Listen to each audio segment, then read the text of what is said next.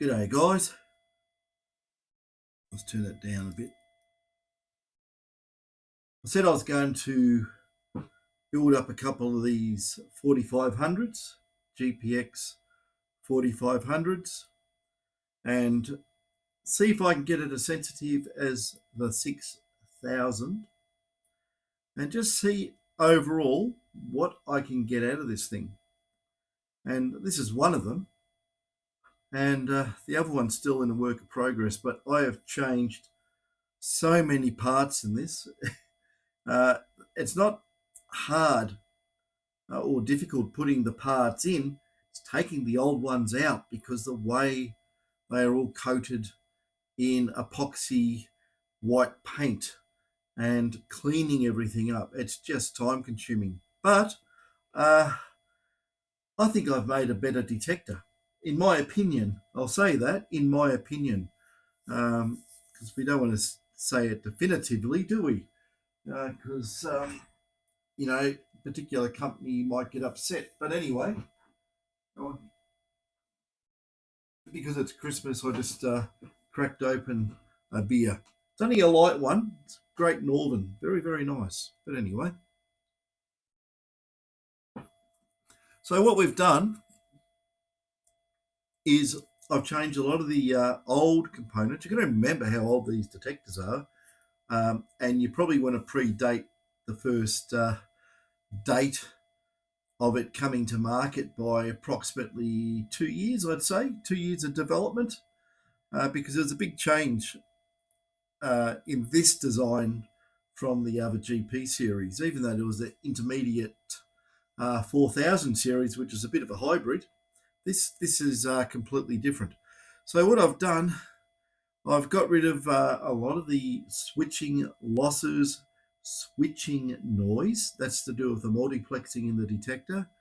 And I've done a lot better with the overall interstage amplification. And this thing is quiet as a mouse. It is unbelievably quiet. But the thing is, it retains tons of punch. And what actually got me is I've just got to go through this and explain everything about it. Frequency-wise, clocking rate and that, we can clock the living hell out of this. Now, there's a reason why I embarked. I'll look into the camera a little bit, but the reason why I embarked on this mission, my God, it's like I've had the glasses on. It's giving me like a Korean hairdo. Oh my God, look like bowl cut. But yeah, the reason is, I'll get back onto the reason. Rumor has it, we all know it's not rumor, but coil manufacturers are making a new edition set of coils for these type of detectors. And it could be any of these detectors that do not have dongles or require dongles to say, hello, I'm a coil. So any of the older coils, I think that's why everyone's selling them at the moment. I wouldn't be selling them at the moment, believe me. They're quite okay. The coils work quite well. But there are new coils, and I've been experimenting with the same design as what I suspect they are doing. They're all very quiet. They don't tell you anything. But if you ever had a look at, I wonder if I've got it here. I had it here. It's better if I can show you whilst explaining it. Here we go. Here. You might remember I made this thing up. Okay, that's got my own wind in it, and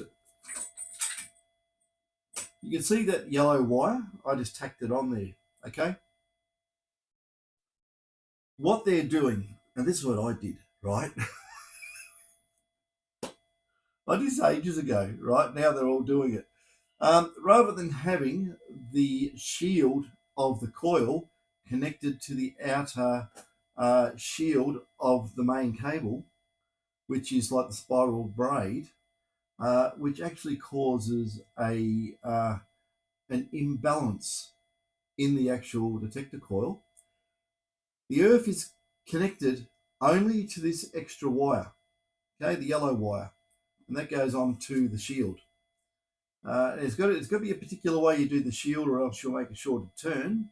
But you can't leave it open, because then you'll get your Faraday shielding effect fail, and it'll pick up every time you put it in the ground. It'll make woo-woo noises. So you've got to do all that properly. I don't know if they know how to do that properly or not, but I'm not going to say how to do it properly, just in case they don't. But, well, I don't really care. I'm not going to feed them. So basically, this separate wire, okay, goes to the shield. And what they're doing, and I'll tell you a secret, which they don't do, but if you want to do it yourself, basically, I've taken this off. I was doing on-off tests, but I know it works beautifully, because it was, someone had it and was swinging it around, actually. But anyway, won't go on too much. So on the ground connection in the plug, which is pin 1 and 5, if you're running a mono, of course, just connect that to the same point as the shield here, which is on pin 1 and 5, strangely enough. And what you can do, if you want to get really, really clever and make even a better shielded arrangement, don't connect this yellow wire to the grounding point here. What you want to do is have the wire, this is where it gets difficult. You probably want to make an interface of some sort, like a little in and out sort of thing with a separate wire.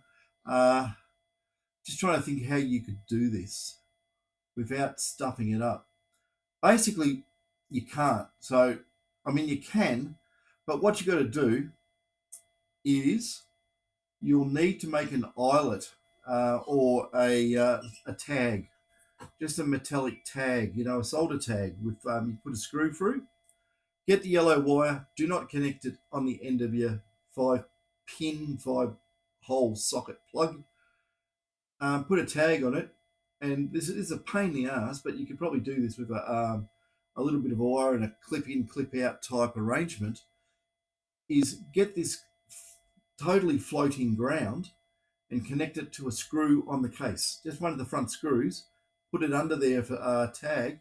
Solder a wire on it. You could probably use something you use for hooking up Arduino boards and that, which is the two wires, and it's just got a very thin, like a plug in a socket like that. You just have it come off the coil. So you plug that in, just plug it into your detector. It would work really, really well. I know it works really well because I've done it. So I'm probably letting the cat out of the bag here on a few things, but I'm pretty sure this is going to come out commercially, because, I did do stuff with this some months ago. And like I've always said, what happens? Monkey see, monkey copy. So might as well make it an even playing field and just let the whole cat out of the bag to everybody, even the Chinese. Oops. But hang on, let's adjust this. So, so anyway, this detector, apart from the coil bizzo, is running beautifully and quiet. And basically at the moment, I've got every control on this in the way of gain set to 1 or 0. So I'm going to give you an idea of this. Now, the thing I found that I'm clocking this really fast, by the way. You want to see how sensitive this is and the lack of noise on some of those tiny, tiny test targets. So, okay, let's put, say we'll put up I've got front end gain. Don't touch. Feel I touched something, but maybe it was a static charge. These things can be susceptible. If you haven't got the case on, they can be susceptible to me building up a static charge and touching it. It discharges through the front end, makes it go a bit woo-woo. But let's make sure the coil's tight, which it is. I can actually feel all that. It doesn't go off. Amazing. It must be because I actually run Litz wire in here rather than normal twisted tin plated copper. But let's first of all, let's crank the gain up on the front end to absolutely flat out.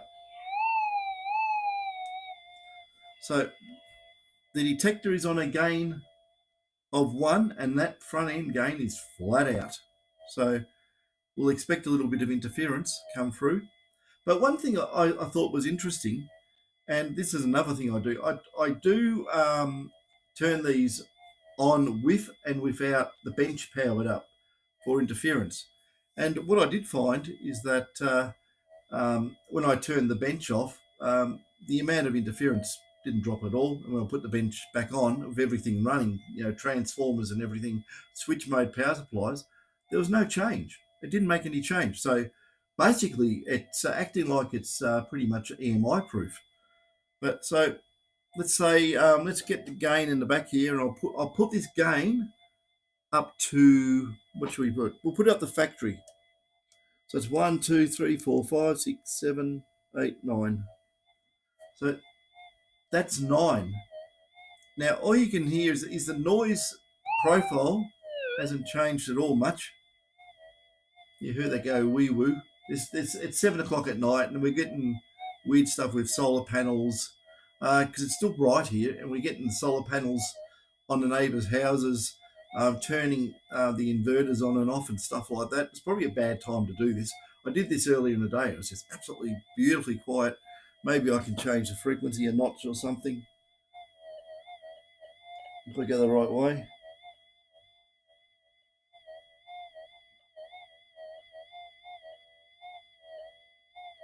Because I went the wrong way. I've got to get my head around so I can read it properly. These displays are not meant to be read upside down, I don't think. Okay. Okay, manual.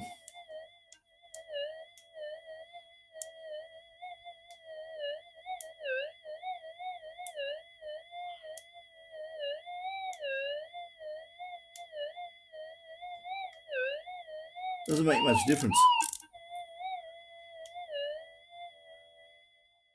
Well, maybe that's the quietest. So anyway, it's running on the sensitive extra timing. So might get upset if I put my hand near it. No, it's stable. But I'll give you an idea on this. I hope you can hear it. I've got the mic there, the speaker there. I'll put the speaker around here under the microphone. Now I'll crank up the amplifier just in case.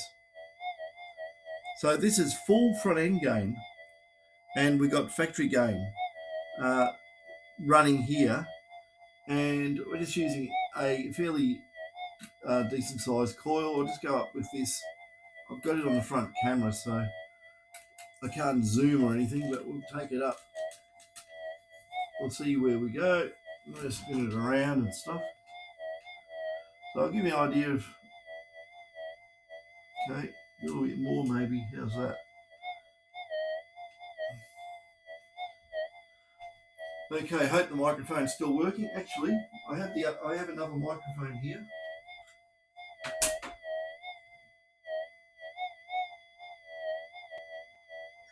Now I'm going to clip this other microphone to me, but I don't want it to distort. So I'll just clip it there. How's that? It might fall off there, but we'll try. And I'll face it downwards, because otherwise sometimes these are too loud. And, okay, here's our coil. I've got the little 0.025 target and a hot rock. Now here's the interesting thing.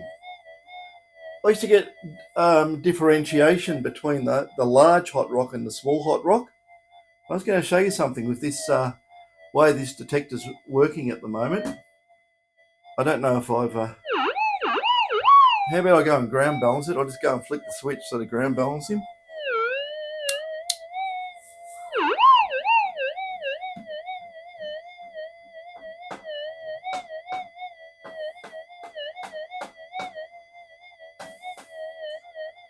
Okay, just riding the noise a little bit, but it's fully ground balanced. And this is on flat out gain, by the way.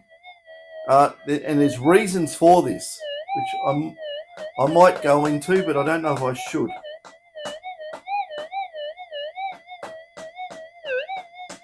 Okay, that's that one. That's a big one. There's hardly anything between them. Let's give it another quick flick because it goes into fast tracking and goes into slow. I've got this set on very slow tracking, by the way, because it does help with noise. But there you go. That's me banging the coil thing around. But hot rock, nothing. I might be banging the coil, and it's got metal in the bottom drawer, which hopefully doesn't pick up. Good, it's not picking it up. But yes, there's power and stuff turning on, and I'm very close to the coil with this microphone now too. That might upset it, because I know these wireless mics for some reason upset these detectors. But if you ever listen to the frequency response, or should I say the signal response,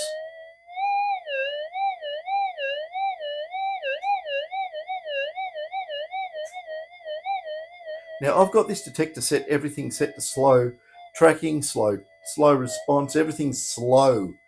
And this picks up, it's really snappy. It really is snappy as.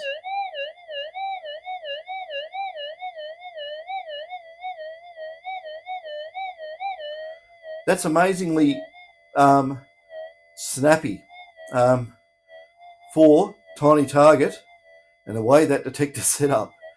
Normally you can't do that. The signal will disappear. So being able to go this fast, I mean, I can't go ridiculously fast because you can't swing it that fast in a million years, but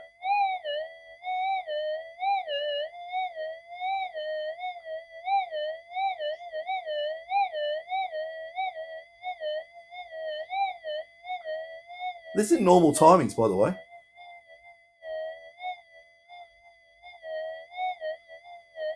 I can still get it. Yeah.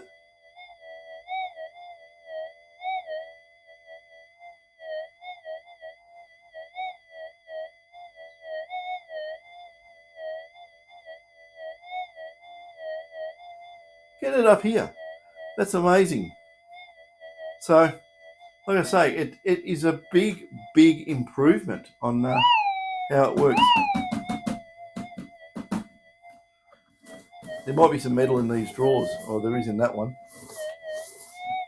Yeah, as it bangs around, there might be also metal up here, which is this. No, hot rocks rocking against the coil. So that's that. That's this particular 4500 done as it is. Now I can clock this a hell of a lot faster and make it more sensitive. Because I found all the laggards in the detector, and there's so many. When you clock these detectors fast, and this is what to use these new coils coming out. Behave. There's just so much noise around this joint. Mainly neighbours. I think Chari's cooking at the moment. So yeah, that could be the noise with the electric stove going on and off with the hot plate. That could generate a heavy current through the house wiring. So there's all this stuff happening. So that is that. And yeah, I'm absolutely amazed that I just turn my front end gain down and just leave that. Well, actually, I'll show you something. This is how quiet the overall thing is. That's my front end gain right down. So there's hardly anything being generated inside the detector. It's just a constant tone. Even if I turn the threshold down, there's hardly any variance whatsoever. It's basically there's no variance. You have a listen to that if you can hear it. I'll turn it full bore so we'll be able to hear it. That's it. Bit of a noisy pot on my booster. But that's it. That's with. Well, let's turn the factory gain up to flat out, up to 15. Make sure I'm going to find it. Wrong way. When I'm upside down, I always do it the wrong way. Stabilizer's on 10, by the way.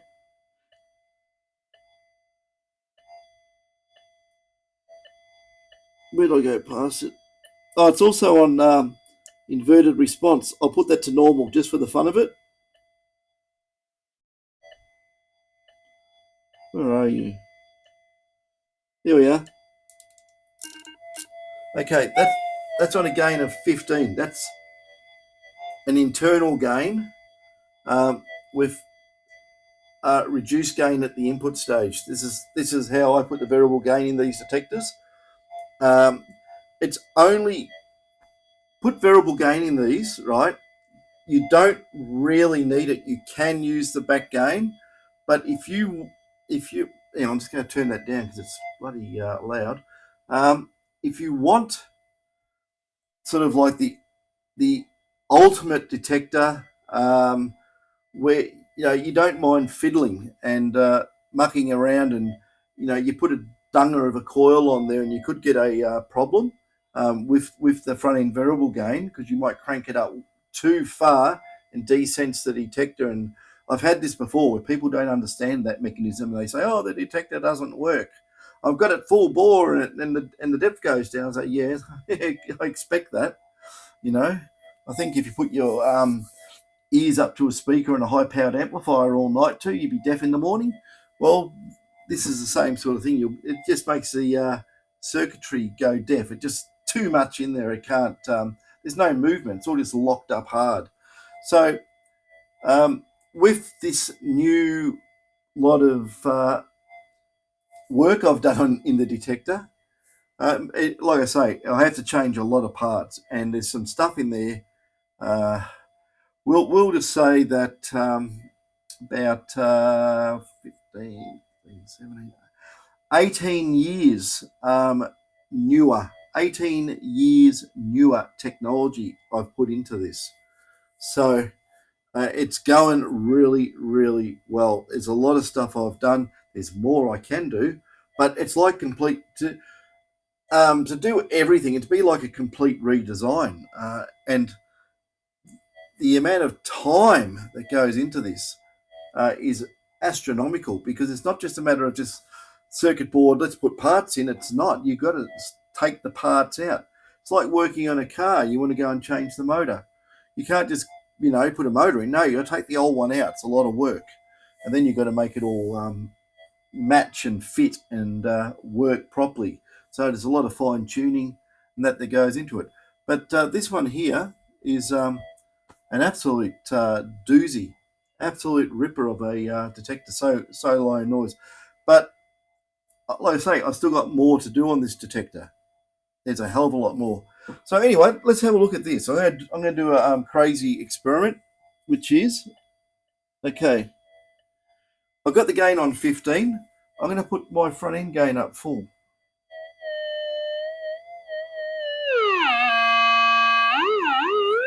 Okay, this is going to be noisy because I got everything flat out. You could drop a pin in here and it will probably pick it up. So normally you would not detect like this, but we're going to do it. It's probably picking up the camera. But I'll spin it around again. Let's have a look at hot rock rejection. Well, this is madness doing this. Yeah, it's picking up the camera. But we're going to do it anyway, just because we can. So I do these, so I want people to remember, or try and remember, the performance. Okay, we'll lock that in there. Yeah. Now, I know what it is. It's a microphone I'm wearing. I'm pretty sure it's a microphone. Anyway, now you got to remember, this thing here, normal timings, in normal, like, it's in sensitive normal, not normal. It's even harder to ground balance. But I'm going to see if it ground balances on these hotties. We're running an absolute mega load of gain here. It's ridiculous. So we'll just do a ground balance flash. We'll try the small hot rock first.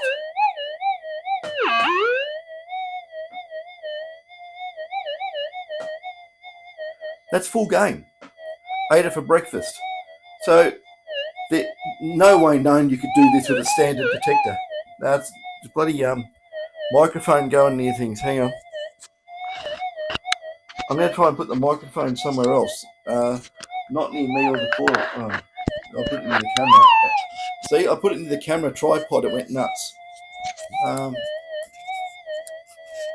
What if I put it up here?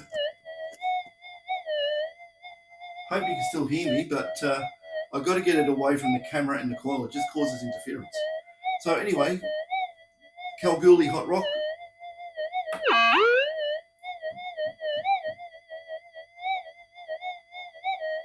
Beautiful. The big one. This is like, I'm running this on flat out gain. It's ridiculous. There you go. That's like mega flat out gain. And we're going to use the 0.025.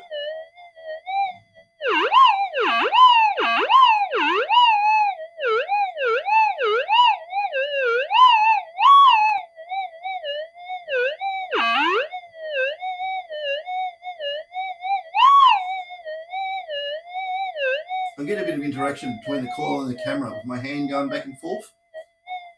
Just interference, I think.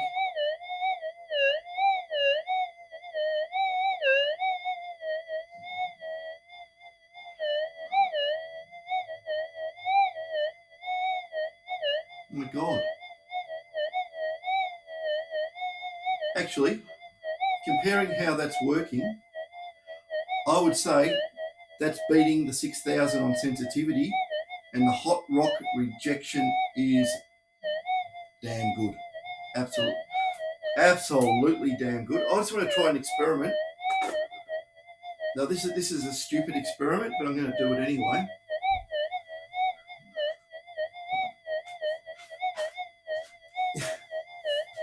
If you remember, that's pure ironstone.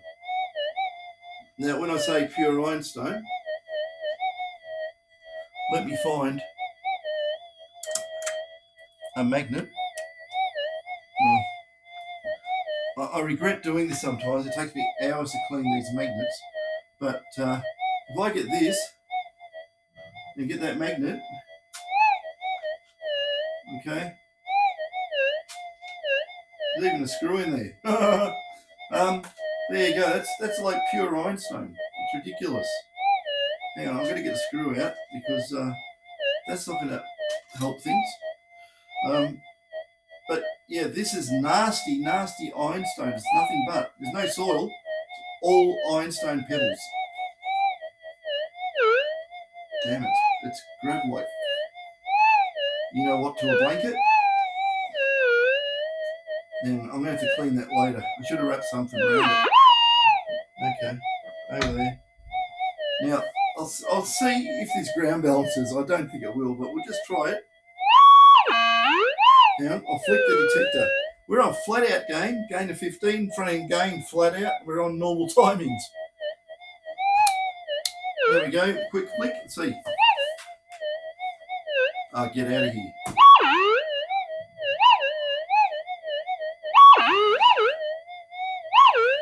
It's actually ground balancing it.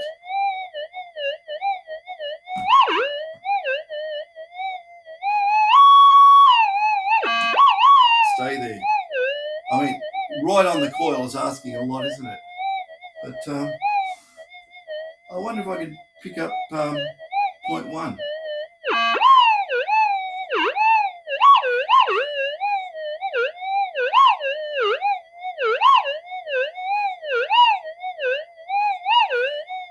Cut through it like a hot knife through butter. That's amazing. It's gone out of balance because it's sitting there too long, but let's flick it again.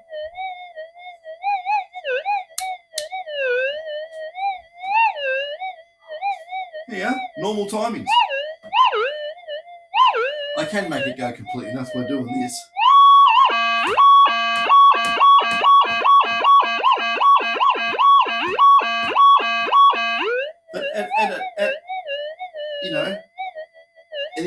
coil, not a problem. Doesn't even react to it, hardly at all.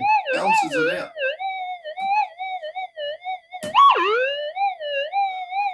Try and do that with a standard detector. It ain't going to do it. I know for a fact it will not do it. Because I've tried many times and at that gain levels, and no way, no. So that is really just booming for normal timings.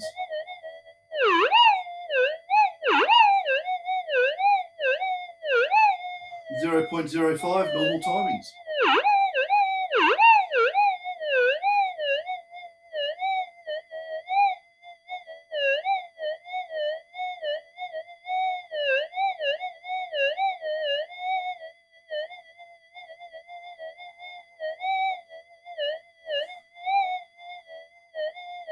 Up about 7 centimetres. The thing is, even though there's tons of noise coming in and really swamping this out in the field without that noise, not that you can hear it because it's still there, but it's getting cancelled in the detector. But you know, point one.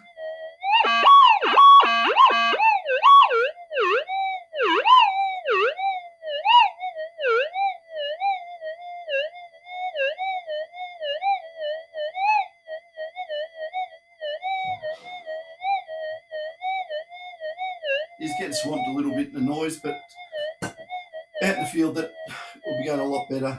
And by the way, that's just a bit of a sluggy old GP coil. It's not really made fast enough for the way this detector's going. I can make this detector faster. When the new coils come out, we can speed these detectors right up, and they will be as... You'll probably find it to be... I'm just going to turn it off because it's just driving me bonkers with that noise. This is my opinion, okay? My opinion that revamping the circuitry in these detectors, there's more I'm going to do yet too. There's a hell of a lot I'm going to do. Let's drop that all the way back down. And, okay. Well, I've got that microphone still on. Good. I left the other one up there. I don't know. It might make an echo or something crazy. But like I say, with the new coils coming out, which they are, let's have a beer.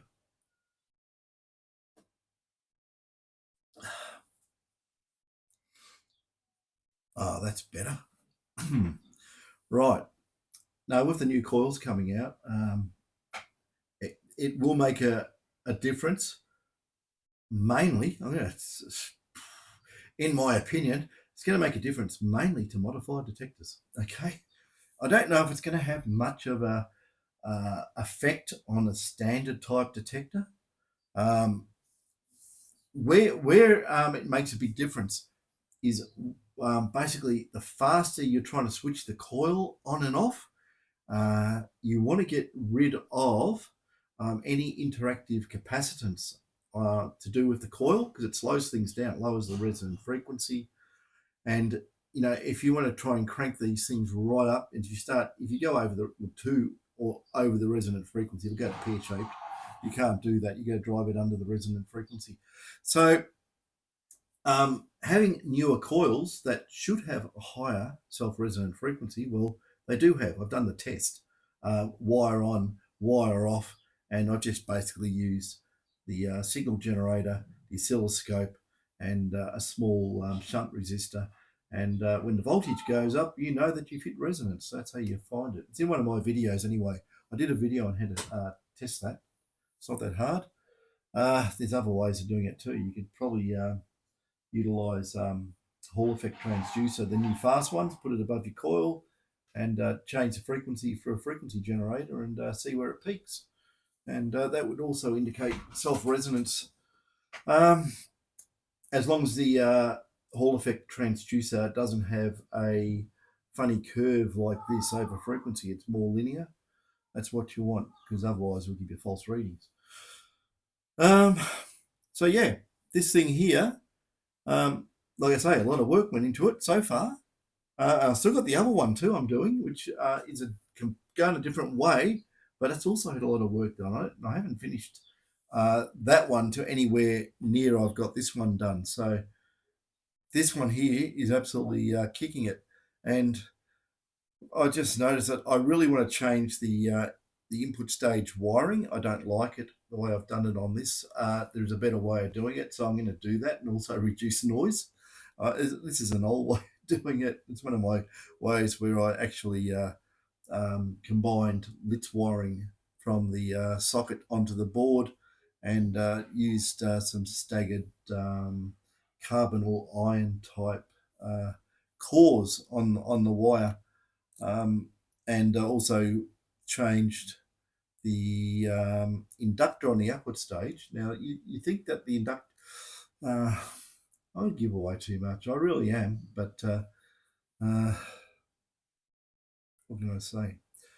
I'll put it this way, I'll put it as a question. Do you think the inductor on the output stage has any bearing on the receiver? You'd look at it and go, got nothing to do with it. You might be right, you might be wrong. I'll leave it there as a question. I'm not going to go and do the spoon feed. I don't want to do spoon feeding. I want everyone to sort of do it yourself and find out. It's pretty easy to do. Just look it up and see what you think. What else is there? There's a lot of things. There's a lot of things. There's a hell of a lot of things you can do. But this thing is going, you've seen it, right? This is going absolutely like, I don't know, like a steam train. No, it's going really well. I can't get over the frequency response, or should I say, should I use a technical term? No, it gives away too much if I use too technical a term. How about speed of transition? Something like that anyway. No, there's too many people out there want to copy all the time. They just want to copy. And the copiers take credit. So I don't want to put anything out there where they're going to run and just do it and then say, hey, look what I've done. And I go, yeah, you're great. That's one thing. I just don't like it. Like, it's like any of the companies who don't like the Chinese knocking stuff off. I don't like the locals knocking stuff off. So that's where it comes to, like the guy in Queensland who taught me everything I knew or know. He probably watches my video. He probably cracks it. Me telling him that, but don't tell people that because they'll tell me and I'll repeat it. I will, especially stuff like that. But this is mainly in response to knowing there's a whole heap of new coils coming out. Why did I know that? How do I know that? Because it's just common sense. I could tell you something else to make a really good call that no one's even cottoned onto at the moment, right? It's a little bit to do with geometry, and we'll leave it there. Because if I say too much, it gets commercialized. I'm not joking. It absolutely does. It gets commercialized. So, I've been developing other things too. I've got some really, really good stuff coming out. But like I say, until I put it in a box and put it on the website and have 10,000 of them sitting behind me, I can't mention it because I'll get queue jumped out of China or somewhere. It'll probably, in my opinion, be an inferior product, but they'll sell it to the nuff-nuffs who don't know anything. And I don't mean nuff-nuff, I just mean non-technical people. They just bamboozle them, like long-range locators, those things. They pick up gold at 3 kilometers away. Yeah, BS. They don't even pick it up when you walk past with a nugget. And that's in some of my other videos too about those stupid things. I just don't understand the gall of people. Do they believe their own BS or something? I feel sorry. I absolutely feel sorry for anybody who buys something called a long-range locator. My heart goes out to you for allowing yourself to be ripped off, because it doesn't work.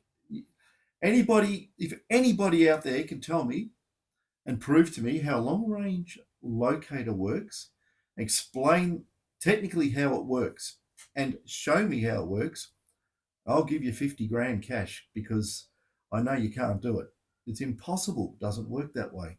The people go, oh, it picks up the resonant frequency of gold. Really? What's the resonant frequency of a brick? Can it pick up bricks if you change the resonant frequency? That's just bull dust. There's probably a resonant frequency in the atomic structure of how the atoms and the electrons, whiz around the nucleus. It can't pick it up. You probably could with an electron scanning microscope, but you'd have to be right on it this far away. This far away. But it's not going to pick it up at a meter. It's not going to pick it up at 3 kilometers or whatever, 2.5 miles, whatever. It's just absolute. Yeah. It's in just my opinion. They don't work. Okay, they don't work in my opinion. I've tried them. I've had a look at them. I've had a look inside them. That's the more interesting thing, having a look inside a long range locator, right? Oh dear me. It's like someone sprinkled fairy dust in it, and it's magic, like old UHF TV tuner. What's that got to do with anything? It's a bamboozle people. Oh, look at all that coils and circuitry and little tin box. Bamboozle the common man. That's all it's for, and it doesn't do anything unless you want to listen to UHF TV stations that probably are all digital now and don't work in the analog domain. So that's why they're all surplus, and that's why they're picked up and they're all repurposed and shove it in something and call it a long range locator. I really have little regard for people that sell that sort of stuff. It is absolute junk. It might make a good paperweight, but like I said, many a time I've had people showing off with their long range locators. I've walked behind them. I've walked in front of them. I've walked beside them. I've gone and stuck. This is what I had in my pocket, a 6-ounce gold nugget. I had it in my pocket. I walked in front. I walked around. I walked everywhere. It never once pointed at me. So it wasn't sniffing out that piece of gold, was it? I've gone and put it in the ground beside a tree and hit it with grass. So the person would walk right by it with their long range locator, and they walk right past that gold nugget. They always will. They wouldn't even know it's there. So yeah, if you got a long range locator for Christmas, yeah, sorry, but use it as a paperweight. They don't work. If you don't have a proper detector, something with an induction coil, or induction balance coil, or just a simple old phase bloody VLF thing, that measures the phase of a target, the return signal. You're not going anywhere. You're not going to win. You're better off with a gold pan and a bottle of Coke out in the middle of nowhere. I reckon you'd probably find more gold. But it's bizarre. So didn't want to really get onto long range locators, but it is a pet hate of mine. I don't like them, and I don't like the people that sell them, because it's just a con, in my opinion, right? Actually, no, it's just a con. It really is. It's just a con. Been disproved many a time. And, like I say, if you prove to me it works, I'll bloody be amazed. It'd be worth it to see one actually work. But you know that if it did work, there'd be smoke and mirrors going on, that there'd be stuff planted, and, it'd be the tilt of the hand, and it would go that way. But I just don't like it. Anyway, hope you enjoyed the 4500 video. When I do the 4500s, like how I'm doing them, because they're a good yardstick because they've got the same settings. I've got the 5000 down there. I'm going to do the GPX-5000 because everyone perseveres with that fine gold mode, which has no depth compared to normal mode. Should I say no depth? Wrong terminology. It has less depth on larger targets than your normal timings. But hey, think about it, right? All the big nuggets that were found through detecting history, mainly at depth. First of all, I'm going to put this in. Why not? Because it's really relevant. Most people, to start with, ran around with VLF, IBTR type VLF transceivers. That's what it is. It's basically transmitter receiver. And, all thousands of people cover the goldfields, okay? All the gold's gone, yeah, right. Along comes induction balance, right? Now, induction balance detectors were probably maybe a little bit better. And then what after that come pulse induction. Pulse induction detectors are so much better on big targets. Like you cannot beat it. There's no way to beat it actually. As long as it's a pulse induction technique, even 7000 is a pulse induction technique. Even at flip phases, it's still pulse induction. We call it.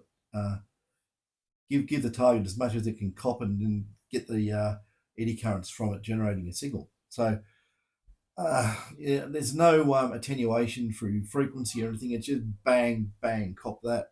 So I'm just putting it in simple terms. I'm not going to go technical on it because people don't like that and they tune out.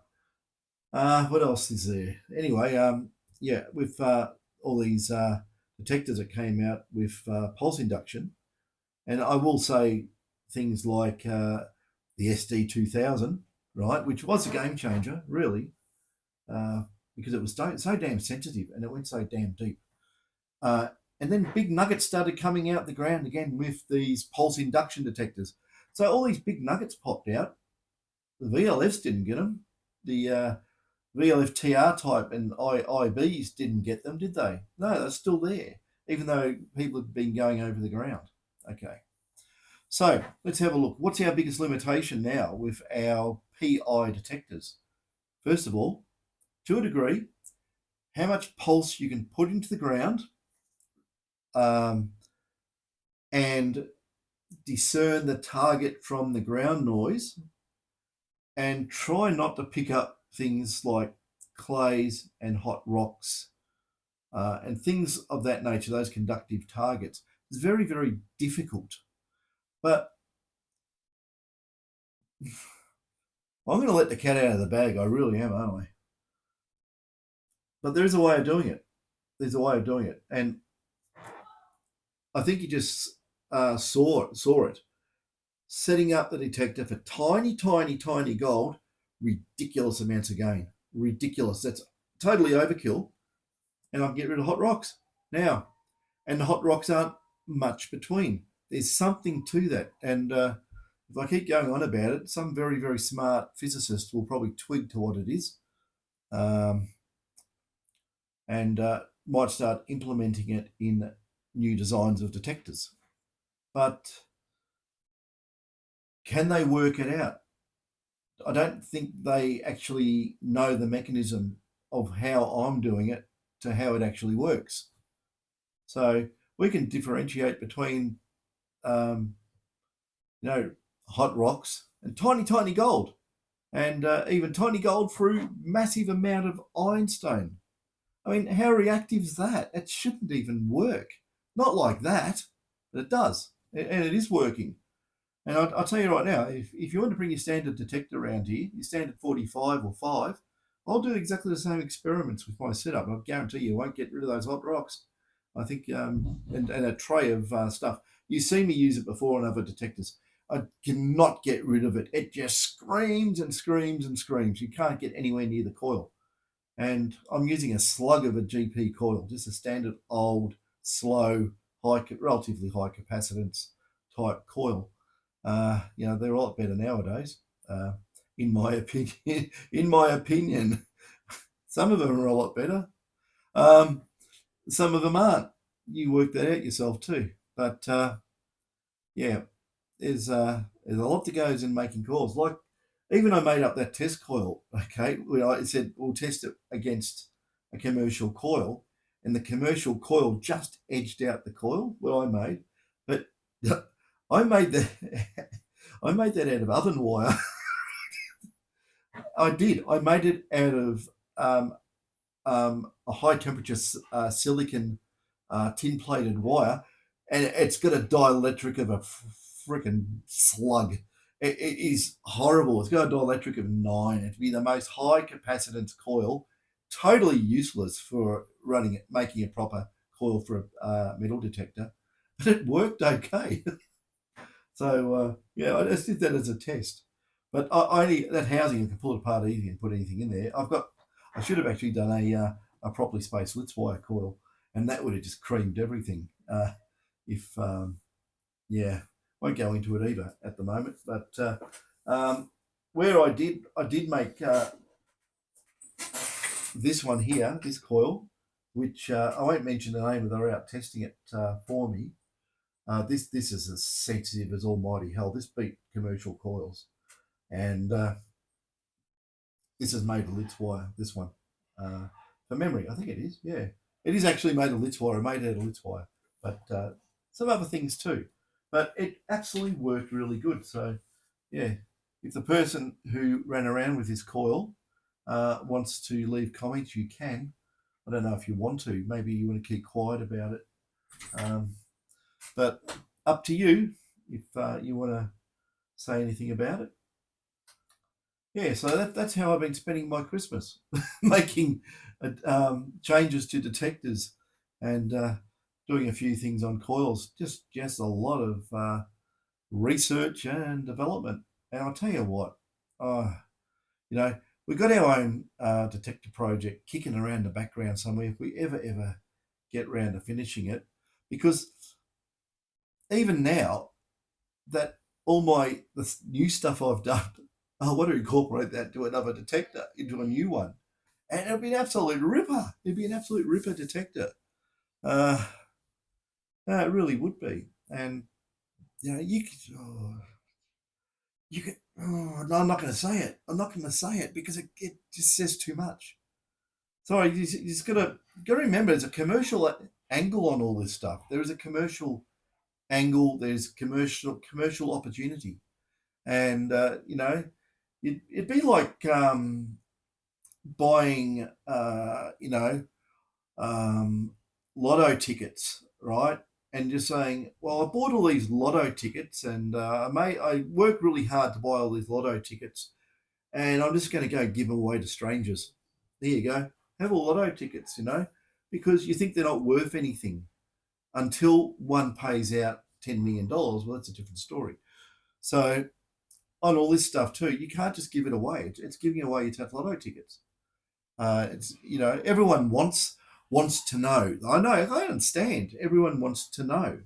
Oh, you did this. Oh, if I had that, I would get more gold. But tell one person, it's telling 10 million people, and you don't know where it's going to end up. It's just going to be plagiarized. It's going to be everywhere. It's going to be ripped off, right? And it'll get ripped off by all the commercial interests. You'll have it coming out of China. You'll have it coming out of Turkey. You'll have it coming out of Bulgaria. You'll have it coming out of Russia or Ukraine or Australia, even or the USA. It will happen. So I've noticed a lot of these engineers that work for these companies just don't say anything about what they're working on, unless it's dead set basic and what they know is just basic and everyone should know it. They won't go into fine detail, explaining things that is anything that would give anyone an edge in the corporate world. Just what would not do it. I always think doing these videos are a little bit dangerous because it's like you're in two mindsets. Okay, you want to help people, right? You want to help people get more gold. But it's sort of like there's a business aspect of it as well. So if I just went, oh yeah, do this, do that, do this, do that, do this, well, kiss the business goodbye. I might as well retire and never do another video, sort of thing. Because I wouldn't be doing any R&D. I have no reason to do it. So that's my reason for doing it. I just cannot just spend hundreds of hours, literally hundreds of hours. It all totals up to hundreds of hours developing and testing and trying and doing all this, and just say, oh, here, Merry Christmas, here's your gift. I can't do that. It's stupid. I'd rather quit doing this and go and bake bread for a living or something than just gift everything away. I'm not Santa Claus. It doesn't work that way. Oh, dear me. So anyway, that's enough of a waffle. I know someone over in New Zealand will probably get on the forums and say he's waffling again, but I don't care. I like a waffle. And if I stop waffling, I'll be able to finish that beer sitting over there before it gets hot. So I'll leave it there. And I might kick out another video with the other version of this if I finish it. I've been working on something else at the moment too, which is buried over there. I can't show it because actually that's not it. It's down the floor. I should have put it on the floor because I didn't want it in camera view. But like I say, I'm working on a lot of stuff. There's a lot of stuff. Yeah, I'll leave it there. In the meantime, I've been keeping Mouser Electronics over in the US very busy sending me stuff. And the reason I finished this one today is I actually got the stuff today. I've got a big box over there that came in. And if you look over there, if you got very, very good eyesight, yeah, that box there, I don't know if you can read the label, but that's quite critical. I don't think it's got that much resolution. You got to read the label for that distance. Maybe you could. I don't know. But yeah, that was what I was waiting for to finish this detector here off. And yeah, but I'll tell you what, guys,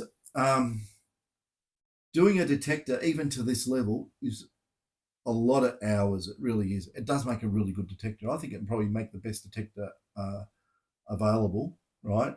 As sort of like a non-commercial type unit, it should just cream everything. It really should in the way it works.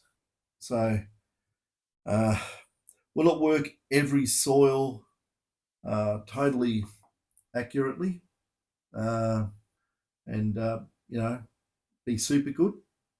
Well, don't know.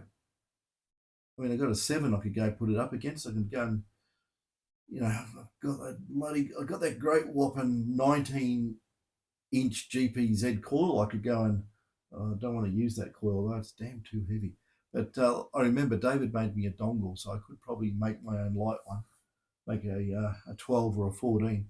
I could probably make an even one smaller. I could probably make a 6 or an 8, actually. I probably could make a 6. That would be very interesting, but probably totally pointless. Better off using something bigger, I'd say. But anyway, this will, I think, in normal mode, normal timings, this will be the detector to beat. It will go super deep. It will go really deep. It'll have less ground interaction. You can swing it faster, right? You can swing it faster. I'm not joking. I did not have that on fast or anything. Everything was very slow and slow. It's amazing. It was picking up at that speed. Normally, you do that even with the 0.05. The one on the stick, and you go over it like that. It just doesn't keep up with it. It just what's that? That tiny little piece of gold, Great, fantastic. So I'm a little bit excited because I'm on the right path with this. And like I say, I haven't finished it. So more to go. Um, yeah, there's a lot more to go. I could get right in there and start changing lots of parameters, and it's going to be a beautiful detector when I'm finished. Whew. I don't even know if I could um, sell it because it would just be back engineered and it'd be copied. Uh, that's what would happen. That's my. It's sort of like a worry, but not. I mean, first of all, just take a leaf out of the MindLab book and grind all the part numbers off. Oh dear me. Oh dear me. Well, it's true, isn't it? Um, no one will know that they are. Yeah, they're not going to say any parts, but leave it there. I'm quite intrigued of the other stuff I want to do to this, how it's going to go. Um, it's just amazing. I really am. I'm just like, I've tested a lot of detectors in it. This thing just knocks the pants off everything. It's just so damn quiet. I thought about putting it on that coil I made up, that inverse separate coil. Oh my god, that would be so sensitive. I don't need to. Even just using that 11 double D, it's sensitive as. It really is. And to be able to knock out hot ground, hot rocks at that level, that's stunning. That really is in normal timings. Sorry, I don't really believe that actually it happened that way. It did. Seeing's believing. It's all cranked up, flat out. Like I say, try and do it with your detector. I guarantee you can't. Anyway, all good fun. Yeah, leave it there. I want to go and have a beer. Oh, God, it's an hour. Anyway, catch us, guys. Hope you enjoyed that because I sort of did. I was quite amazed. I sort of exceeded my own expectations. And like I say, a lot more to come. All good fun. So watch out for the new coils. And if you want to utilize the fullness or fullness, if you want to use the full capability of these low capacitance, uh, what we could call it, non shield signal affected coil. I don't know what I have to make up a word for it. But if you want to get the full benefit of that, some detector like this will do that beautifully. A 5000 would absolutely cream it, I think, on fine gold. Yeah, we can clock the hell out of fine gold too, by the way. that's unbelievable how fast we can get that. We can get that right down, very, very close to the transmitter turn off time. And it still ignores hot rocks. Anyway, I'm not going to like I say, I can't let too much out of the bag. So if you had a look at that, how that was working, right? What do you think it did like on enhance? I should have tried enhance on hot rocks and stuff. It just goes, what's that? It's not even a hot rock there. It wouldn't even look at it, I don't think. It just nulled out so quick it'd be gone. So, yes, we'll do transition time. Anyway, catch us later.